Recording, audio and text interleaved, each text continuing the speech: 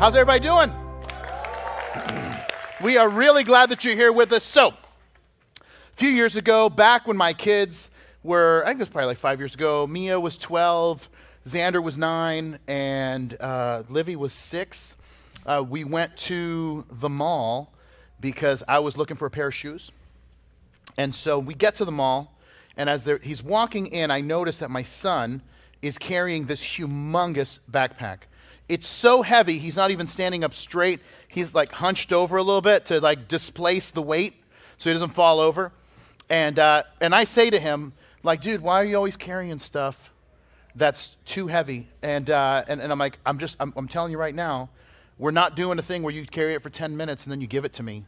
If you're carrying this thing in, you're carrying it for the duration. And he's like, Dad, it's fine, I'll carry it. I'm like, okay. So we walk in the mall a little bit. He doesn't complain one time about it. And of course, that's due to my superior parenting skills. And so anyway, I'm still looking for shoes. I haven't found them.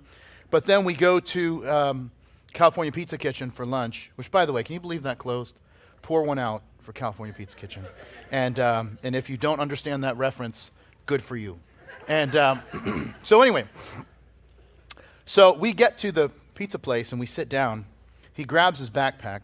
He opens it up and pulls out this humongous dollhouse and all of these dolls and gives them to his little sister because he's been carrying all of that for his little sister the entire time.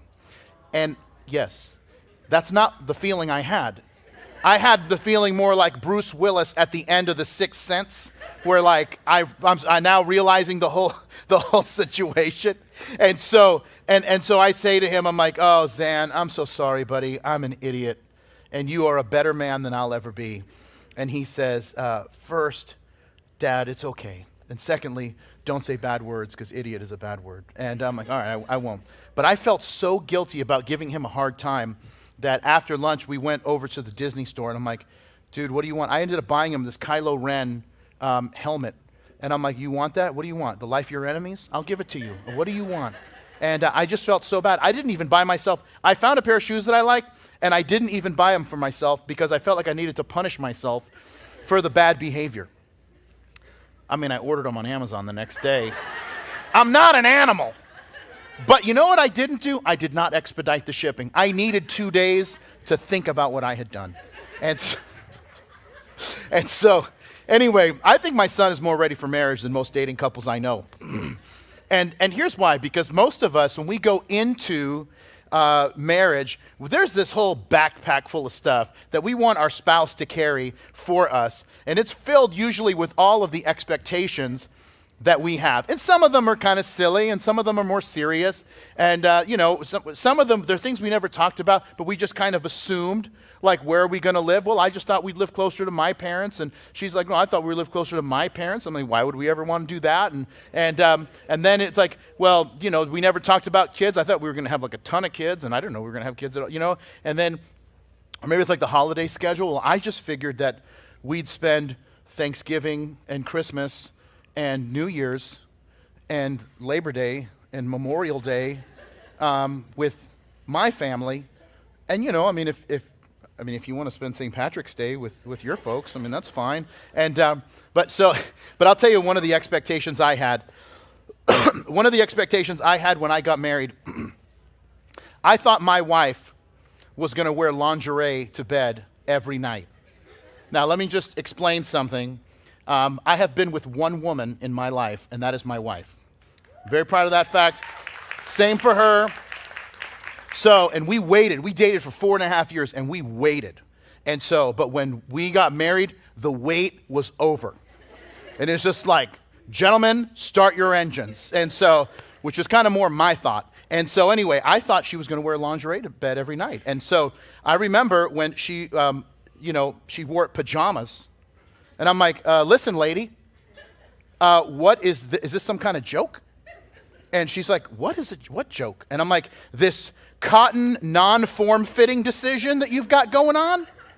And I'm like, where's the real sleepwear?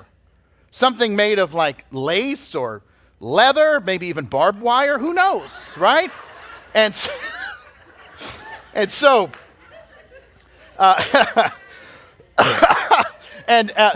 Now, here's something that I learned. Apparently, you don't say that to someone when you've been married to them for less than 1 week.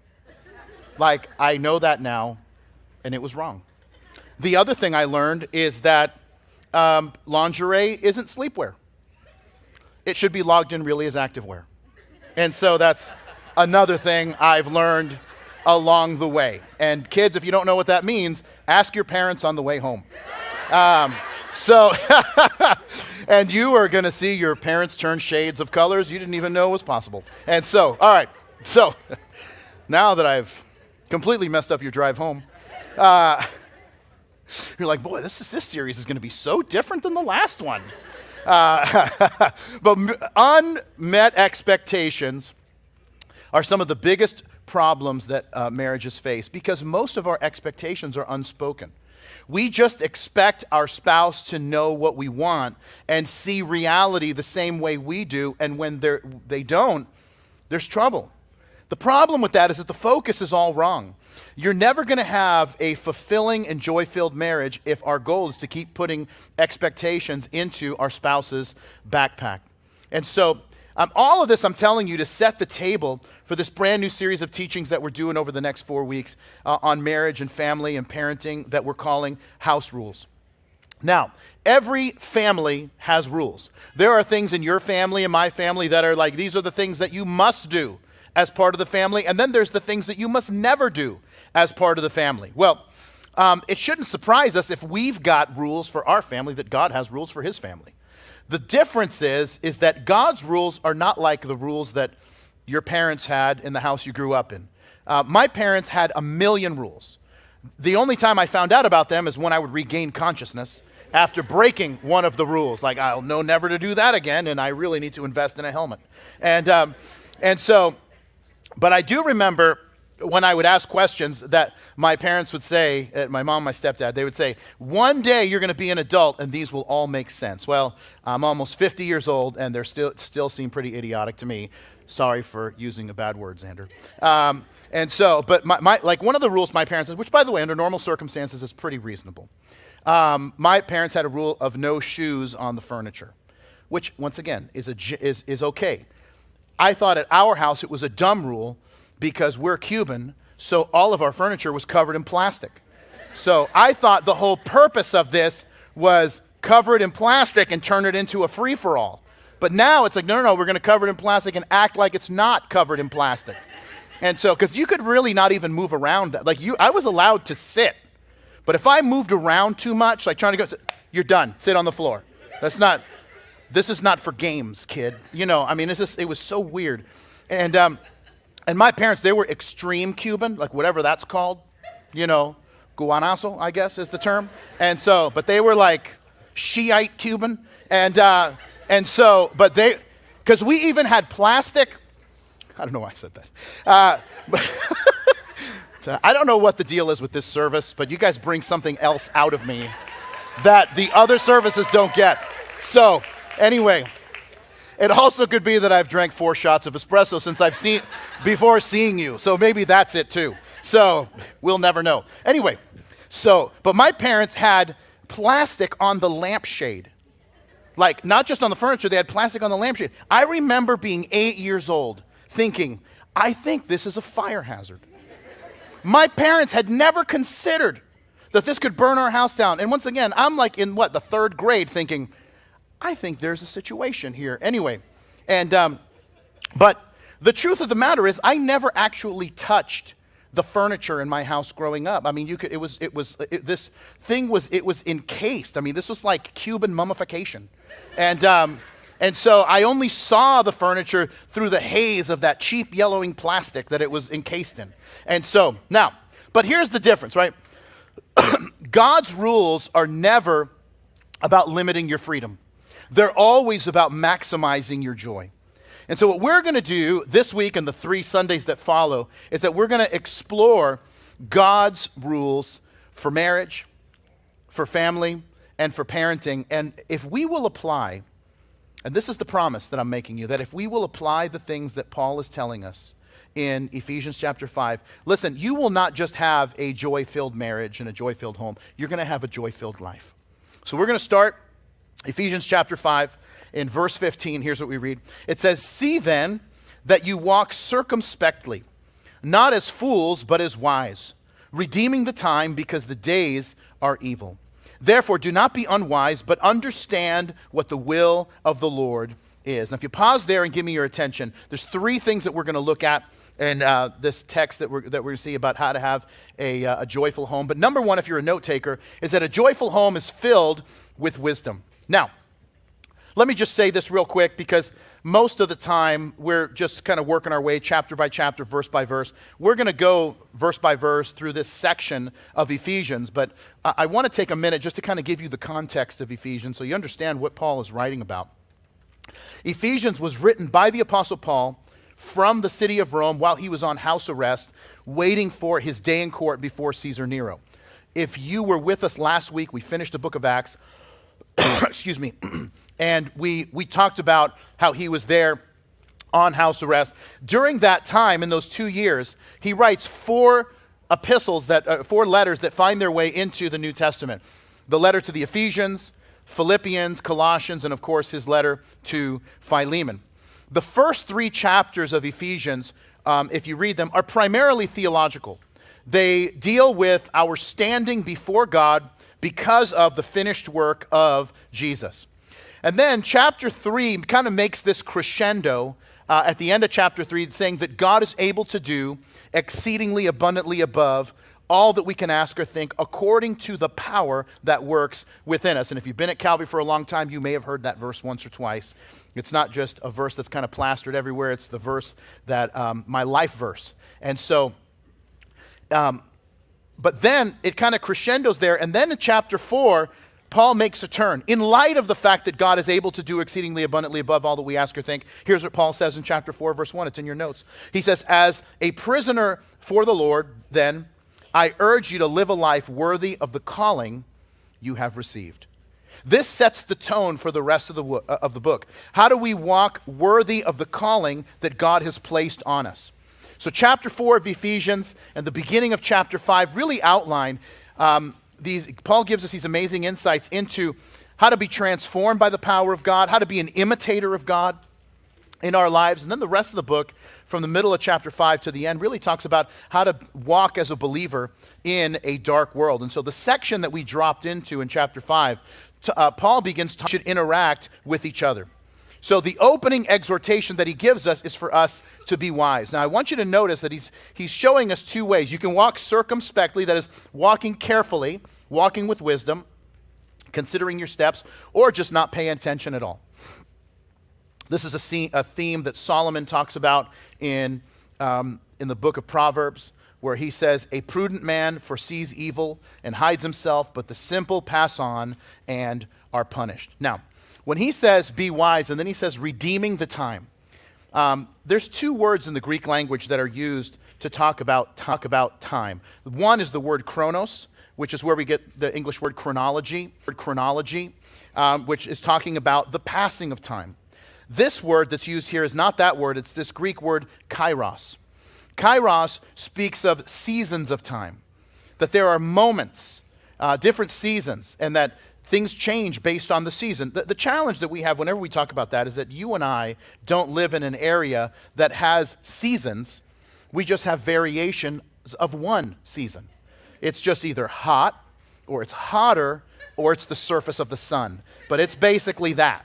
Now, growing up in Boston, we had every season brought an opportunity to do something different. So when it was the dead of winter and it was so cold out that the lake behind my house would freeze over, my friends, we would spring into action because now it was the time to get your skates and get all your hockey gear, and we would have a full-on hockey game on the frozen lake. Now, kids, well, you can't, I would say don't try this at home, but you can't. You'll end up just swimming. But you couldn't do that in the summer. You couldn't do that in the spring. During the summer, we put all our hockey stuff away because it was a different moment, different kairos, different season. When it was summer, then we would spend every day at Craig Schultz's house. Now, Craig Schultz was the kid who lived right behind me in Brockton, and his parents installed an above-ground pool, which made him the most popular 12-year-old kid within a 20-mile radius, because he was the only person that I knew that had a pool.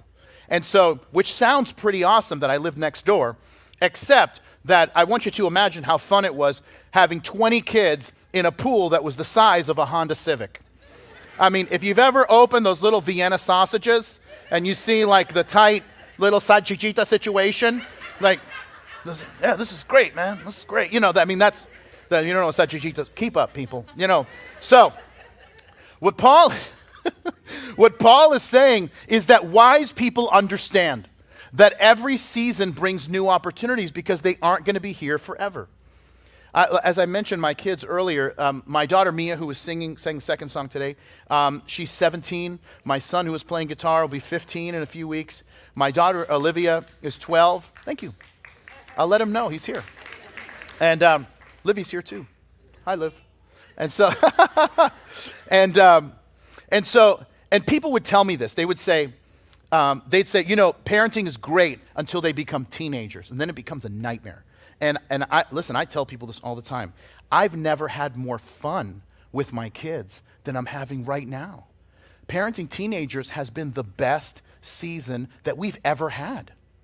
And you say, well, how in the world did you work that out? Well, you got to come to message number 4 of my series to figure that out. But I'm telling you this. But see, I remember thinking every season was the best season. I remember when the kids were 6, 4, and 2, and I would lay on the floor in our family room, and we would wrestle and play like tickle monster type stuff. And I had a whole backstory for this tickling beast that his name was the Junkie Monkey. And you can ask my kids about that. The Junkie Monkey, he has a tragic backstory. He was imprisoned at SeaWorld. And now he escaped, but he searches the streets looking for the people who imprisoned him. Alexander, he remembers. And so that's how he tickles people to get information on the people who imprisoned him and were conducting experiments on him. I know it kind of goes a little dark, but I needed to create the backstory. I need to know what my motivation was as I was going into this. And so anyway, but I remember thinking that it couldn't get any better than, sometimes it was rough because the kids, I don't know where they got this, but we would like tickle and stuff, and they thought the more fun it was when they would hurt me. So they would like jump off the couch knees first, and if I would groan in pain because bones were being bruised and possibly broken, and I'm pretty sure one of my kids broke a rib of mine at some point, and I told them that, and they're like, "Wow, rib sounds delicious," and they didn't care, and but I remember thinking like it can't get any better than this, and it just continued to get better. So last night, I took my 2 oldest kids, Mia and Xander, to see Brandon Lake in concert down in downtown Miami. And yeah, great. A few of you, I ran into a bunch of you. It was awesome. And so now, we had a great time. We only had a couple of issues. There were these girls that were sitting behind us who were screaming every word. And I appreciated the passion. The problem is they didn't know how to sing at all. These are people that I refer to as prison singers. I say that because they're always behind a few bars and can never find the right key. And so anyway, you groan, but you're going to use it. And listen, Jesus enjoyed their singing, but I'm sure he was the only one. And then there was this guy next to me, and he loved the Lord. I know he did, and he was enjoying the concert. And see, my name is spelled B-O-B. I'm not sure what his name was, but it was spelled B-O. And so we had a situation, it was like code red going on there because the guy was super tall too. So like whenever he would raise his hands to worship, I was right here. And there was this, and I was like trying to hang in there with him. Like, man, the guy loves God and he's connecting with the Lord. And then he would raise his hands and I would get hit with like this chili cheese dog kind of thing. And I remember one time, there was a part of the show where I was just hanging on to my son who was standing next to me. He's like, "Are you all right, Dad?" I'm like, "I'm just trying to keep up there with you." And it was rough. It was rough. And and there was nothing I could do. And so, but I'll tell you, there's a reason I tell you this madness. Is during the middle of the concert, John Foreman, who is the singer of the band Switchfoot, who I've been a fan of Switchfoot for like 20 years, he comes out and he's going to do a few songs, and he starts playing a song called "Dare You to Move," which was a big hit for them. And now, what he didn't know, of course, because we've never met, and although John Foreman's dad is a Calvary Chapel pastor, if you're interested. But anyway, he when my son was born, and they gave him to me for the first time that I held my son, I sang him the words to that song. And it was, welcome to the planet, welcome to existence, everyone's here. And John began to sing those words. Now, let me tell you something that I know you believe about me. Most of you believe that I'm like, this guy, he's tough as nails. This guy hasn't cried since Reagan died. Now, and I know that that's what you believe about me. And I know it. You're like, this guy's as tough as they come. I know that. I know you believe about that. And I appreciate that. But it's not true. Because John Foreman sang those words, and I completely fell apart. And I'm standing next to my now almost 15-year-old son. And we've talked about it, that this was the song. And we've listened to it. But it was something about him being in the room and us listening to this like acoustic version of it, and man, I fell apart, and I think probably the most beautiful thing was my son putting his arm around me, and telling me how much he loved me. That it's okay, Dad, I love you so much, and it was beautiful, and it was this perfect moment of how things just come full circle, and so we the concert ends, and it's so great. We walk to where our car is, and we get in the car. And I don't know how your phone works, but your phone, you probably just put the songs you want to play, and it obeys you. My phone doesn't do that. I'm like, hey, I'd like to hear this song. And my phone is like, no, you don't. We're playing this, and there's nothing you can do to stop it. And so I get in the car, plug in the phone, and it's so busy, and I'm like, look, instead of just trying to fight the traffic, let's just drive up Biscayne for a while until we can get on 95. So we're driving up Biscayne. The first song it plays is a song by Coldplay, and I love Coldplay, and I'm like, guys, and this is me and Xander and I, and I'm like, and we love going to concerts, and we love going to concerts together, and I'm like, this is the first song we ever heard from the first concert we ever went to. And man, we were so happy. We were rolling down the windows because my wife gets upset because I listen to she's like, you're deaf from all the bands and all the studio and whatever. And I'm like, it's not that I'm deaf. I just think it's rude for me to listen to music and not share it with everyone else. And so wherever I'm driving, I want all of you to hear what I'm listening to. And so anyway, so we're driving, we're blasting it, and we're singing all the way home. And then the next song that comes on is a song that we had just been talking about. And then the next song that came on was a song that we would sing all the time because it was from a TV show that the kids would listen to. I'm telling you, the first 7 or 8 songs that my iPhone was so dialed into my family yesterday, and I don't know how it works, but it just started playing all this, and it was so incredible to me that every song was just a different season. And it was like the soundtrack of that season that we got. And here's my point. The seasons don't last forever. So you got to squeeze all the juice that you can out of that season, because once it moves on, it doesn't come back. So don't miss it. And that's the thing about walking with wisdom. It's walking in such a way that you know where the path is headed, because not every path leads to a good place. It's why parents encourage their kids about the friends that they're going to have, or the music they listen to, or the movies that they watch, or the vices to stay away from. And it's not because parents are trying to limit your freedom. You know that. It's because as parents, you're trying to maximize their joy. When a couple decides, hey, we're just going to make this thing, we're going to do this thing, every week we're going to go out on a date, just the two of us. Let me tell you something, that's wisdom. It's wisdom, because here's what you're doing. You're saying the things that I did to get her, the things that I did to get him, are the things that I'm doing to keep them. And you might say, well, isn't it expensive to go out to dinner every week? Yes. You know what's more expensive? Marriage counseling. And marriage counseling is running like $200 an hour. I'm telling you, it makes that burger a lot cheaper. And at the very least, you're getting a meal out of it. That counselor's not serving anything. And so, but listen, and you want to know who, and listen, this is the stuff, you got to just be observant of things that are going on. Couples that are doing that, they're going out every week, they're reconnecting every week. Here's what you find, there's health and joy. Families that come to church together every week. You want to know who the families that have the most joy? The families that have the most joy are the families that are attending together and serving together. You know why? Because this is what wise parents do. They see where the culture is going, and they combat that by building a firm foundation. And couples that last and families who have the most joy aren't necessarily the smartest people.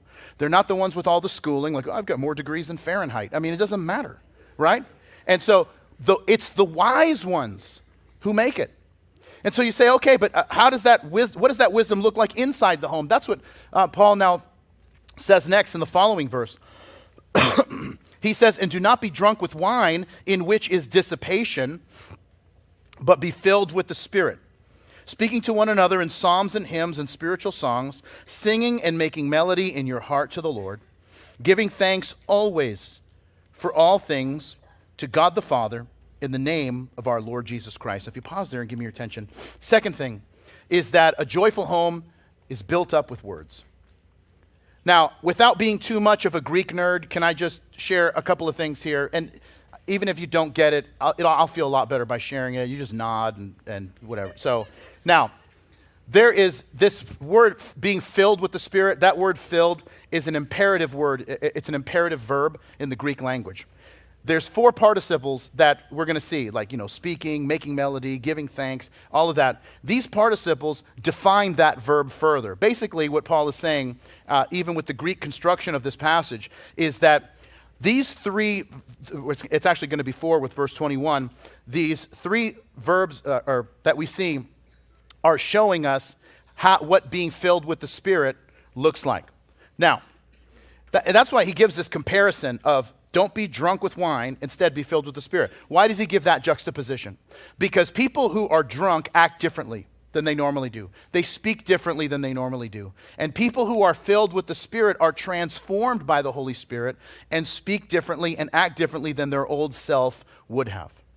The other thing is that in the Greco-Roman world, there were Roman cults that would require drunkenness so that you could commune with the God that you worship.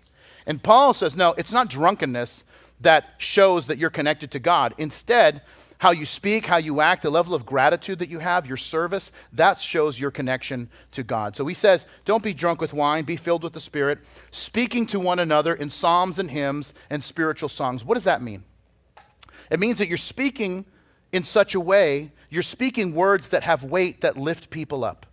Guys, let me tell you something. Your wife did not marry you because she just loves your biting sarcasm. I'm sorry to tell you. I know not one guy laughed at that. And it's been like that all morning. And I know that because they were thinking of a sarcastic thing to say back to me. But just the opportunity didn't present itself. But here's what Proverbs 18 says. It says, the words of the reckless pierce like swords, but the tongue of the wise brings healing. In the same way that words can destroy, the right word can heal people, heal relationships, and change the course of someone's future. So be a healer with your words. Speak life into people with your words.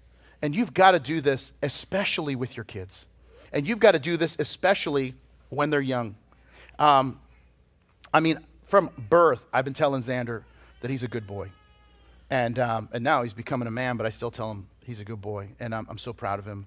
And every time he came off the stage, in all 3 services, I would grab him, I'd give him a kiss, a hug, you're a good boy, I'm so proud of you. And why? Because now I've done it so much, it's like breathing. And listen, this is what, once again, if you want this for your kids, we listen, the mental health situation that we have in this country, especially with our kids, is insane. It really is insane what's going on. And the first defense to that are the words that you speak to your kids. So speak words of life to your kids, because the more that you speak it to them, you know what's going to happen? They're going to start to believe it about themselves. I'm telling you, every day I tell Xander that he's strong, that he's smart, and that he's loved. And you know what he believes about himself? That he's strong, smart, and loved. Every day I tell Livy that she's beautiful, funny, and wise. And you know what she believes about herself? Is that she's beautiful, funny, and wise. I've been telling Mia since she was born, she's beautiful, she's talented, and she's creative. And that's what she believes about herself. And I knew it was catching on. When Mia was 5 years old, I'm like, Mia, you are beautiful. She's like, yeah, I know. And I'm like, all right, let's relax. The next lesson is on humility. And but don't make the assumption. And guys, we tend to do this more than our wives do. Don't make the assumption, well, they know how I feel. And, like the husband who told his wife, I told you I loved you once. If anything changes, I'll let you know.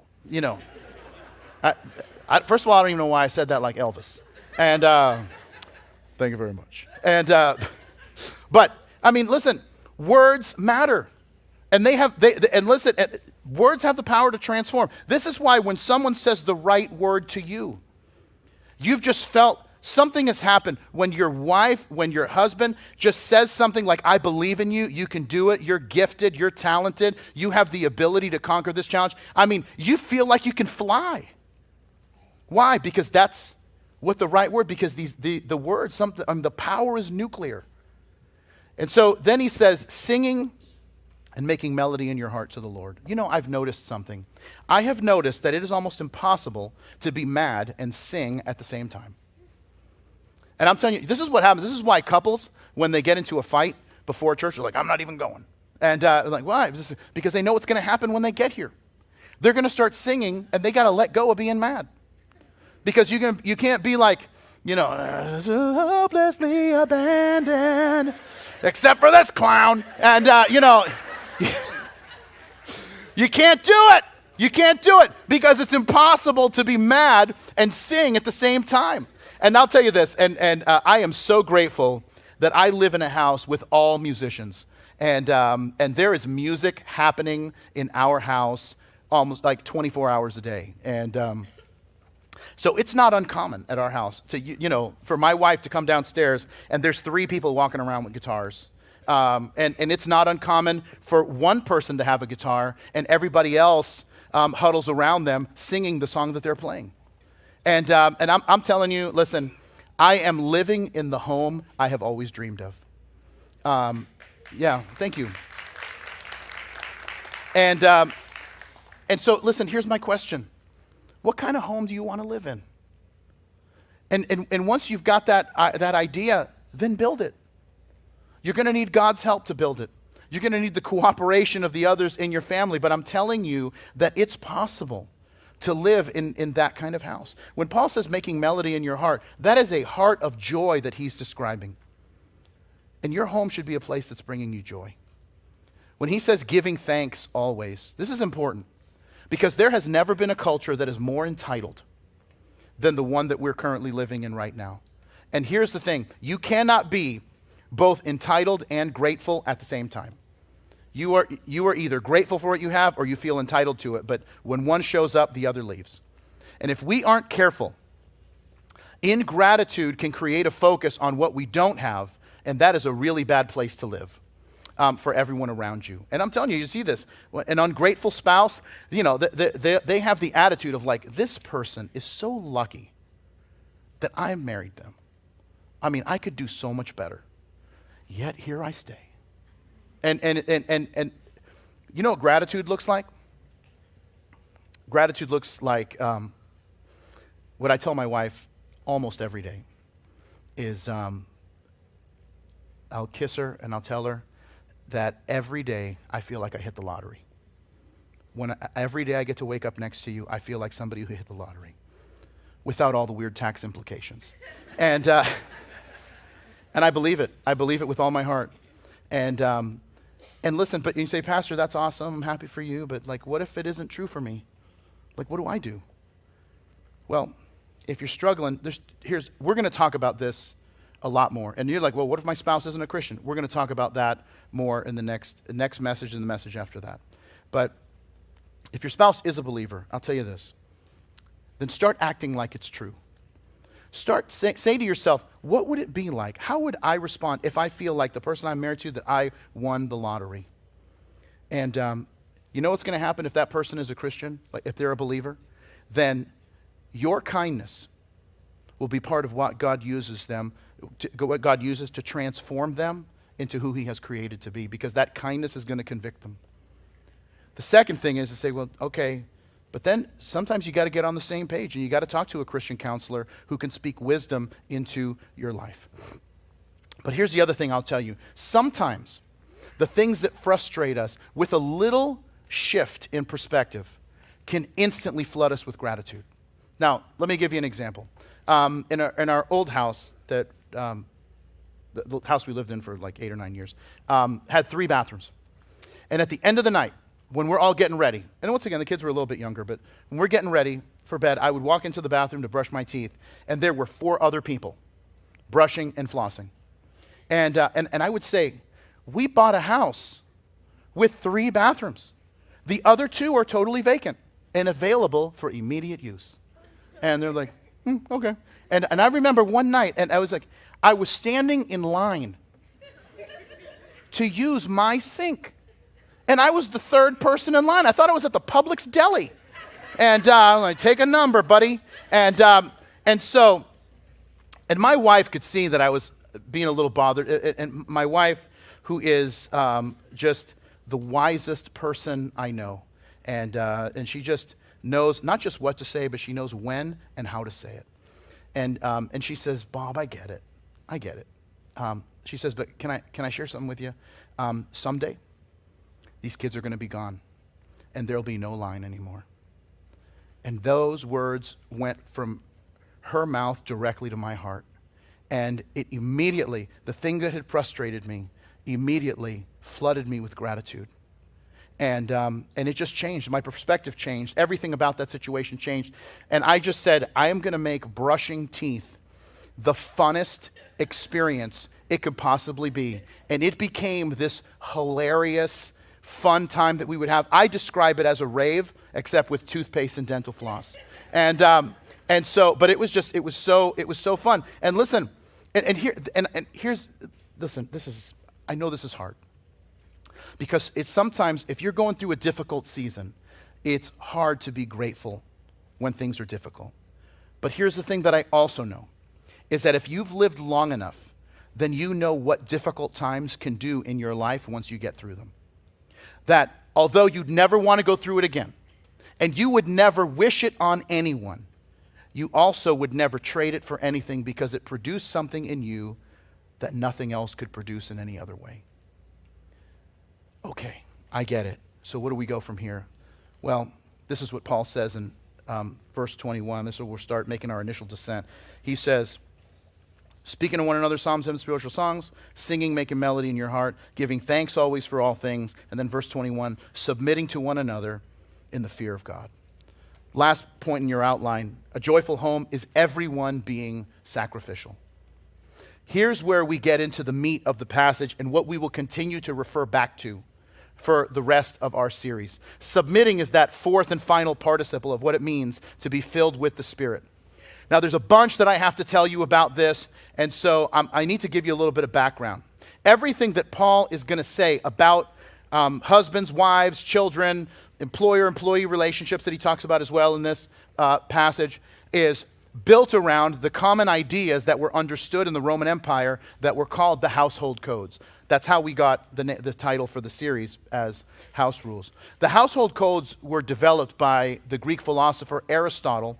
Rome embraced them as a means to maintain the Roman way of life in the midst of Rome conquering different countries and different cultures being absorbed into the empire.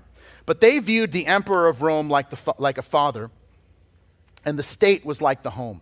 And that basically became a microcosm of every individual home. They viewed every individual home as ultimately serving the state. It served the empire.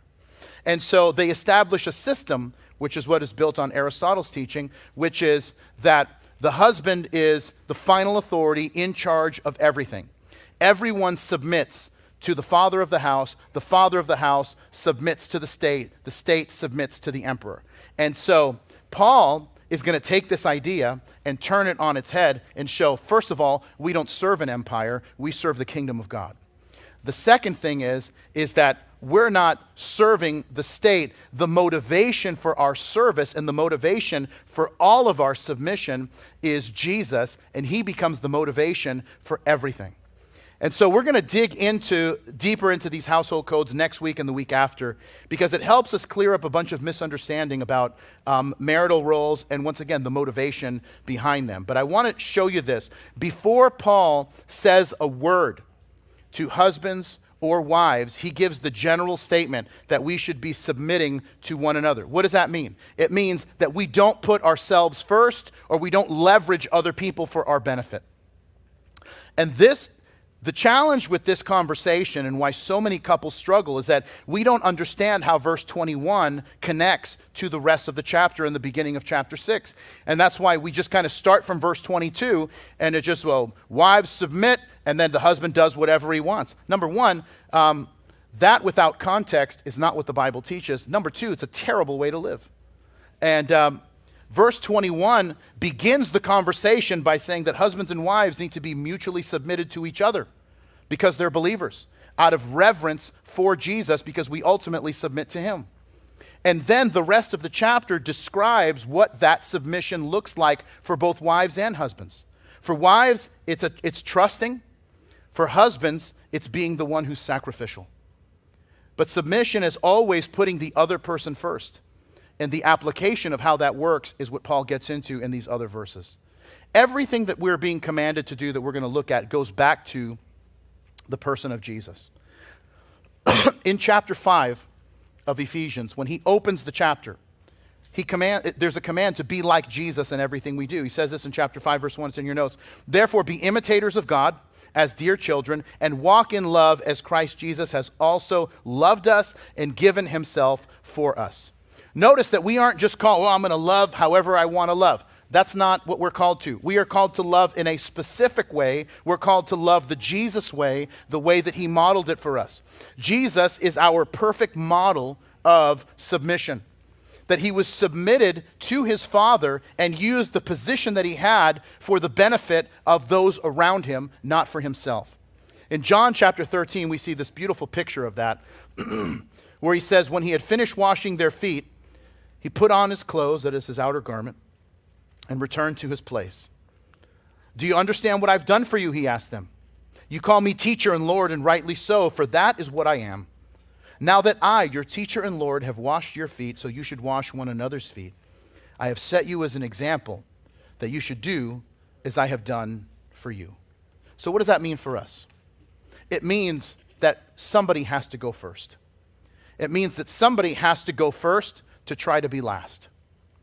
That joy in your marriage begins with a race to the back of the line. That when you decide that you're not going to impose the backpack full of expectations on your spouse, but instead you say, but I'll gladly carry yours. And you might be thinking, well, that just sounds miserable. And that's why so few try it, and so many couples have deep problems. Because it is impossible to be happily married when you're looking for your spouse to be your emotional Messiah. Listen, if we get into marriage and we think like, oh, they're going to complete me, they're the ones that are going to make you happy. First of all, you weren't incomplete before you got married. Jesus is the one who completes you as you come to know him and grow in your relationship with him. And so marriages don't work when it's two halves getting together and making a whole. It's two wholes getting together, and then Jesus coming in being that third strand that's not quickly broken. And that is the powerhouse couple that can change the world. But if you decide that, no, my spouse is the one that's going to make me happy, when they fail at that task, and they ultimately will, because you can't put that kind of pressure on your spouse, when they fail as your Messiah, you'll crucify them. Yeah, but what about my backpack? And what about the desires that I have and the dreams that I have and the expectations that I have? By the way, there's nothing wrong with having expectations. But if you want the deepest possible joy in your marriage, here's what you've got to do. You've got to verbalize what those expectations are that you've brought into marriage. What are the things that you intuitively think should be kind of common knowledge in marriage? It's obviously not. Because Two people are getting married and you don't see the world exactly the same way. You had two totally different upbringings. You watched your parents if they were together, and if they weren't, that creates another dynamic in and of itself. But one of the reasons that couples struggle is that they never verbalize what they desire. They just think the other person should know. And when they don't, they're disappointed or deflated. And now, we don't do this in any other arena of life. You don't sit down in a restaurant and when the server says, "What do you want?" You're like, "You should know what I want." I don't know what you want. Tell me what you want. I'm not telling you what you want, but you better bring me what I want or I'm going to go ballistic. And a lot of times it's madness, and it's how a lot of marriages operate. You got to stop that if you want to be happy. And here's the second thing. Marriage never works when you're trying to leverage your spouse for your benefit. Jesus modeled us something different. He leveraged who he was for the benefit of everyone around him. And when two people do that, my friends, it's magic. It is more joy than you think could possibly happen. But it doesn't happen all at once, and you got to hang in there, and you got to work at it. That's why in 1 Corinthians 13, Paul says that love endures all things.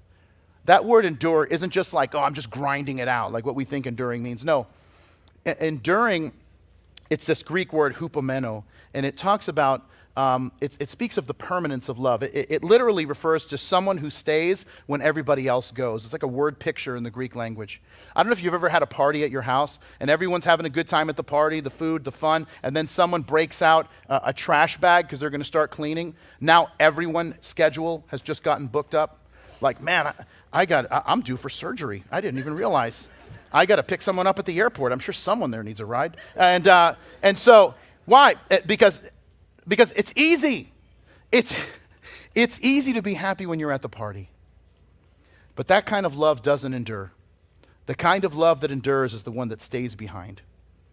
I have this thing I tell my wife, and I'll talk more about it in our next message, but for years I've been telling my wife that if the Queen of England doesn't have to do it, she doesn't have to do it. And so my wife doesn't like take out garbage. My wife doesn't, fill up her tank with gas. I mean, she just doesn't do that. Lord have mercy. She would. I can't even. I would die before I would have her go to get an oil change. I was just like, no, there's just no way. She doesn't change light bulbs. I mean, she's just. I'm not saying that she can't, but I just don't. You don't climb on ladders. No, there's other people, right? That's for the workers, and by workers I mean my kids, and I supervise, and. And so, but I tell her that all the time, like, hey, I'll take care of the bills. I don't want you to worry about anything. I'm going to take care of it. I don't even know if my wife knows where we have a bank account. And she has access to everything. But I'm saying she's never had to worry about it. I take care of everything. And so, but, by the way, and I'll say this, in the spirit of full disclosure, a couple weeks ago, she took out the garbage and brought it to the street. And I got home. And I had gotten home a little bit late. And so it was like almost 9. And I got home. And the garbage cans were out, and I'm like, "What are you doing?" And she's like, "Well, I didn't know, you're so tired. I just figured I'd take them out." I'm like, "Care? People come to church that go to our church, live on this street. People drive by, they know where we live. I can't. Could you imagine what would happen if they drove by and they saw you taking out a garbage can? I mean, you're going to ruin my reputation." And so, anyway, so if the Queen of England doesn't have to do it, she doesn't have to do it. Well, a couple years ago, this is about 1 a.m., my son is not feeling well. He wakes up, he throws up all over his bed, on the floor, and he comes into our bedroom and tells us he's not feeling well.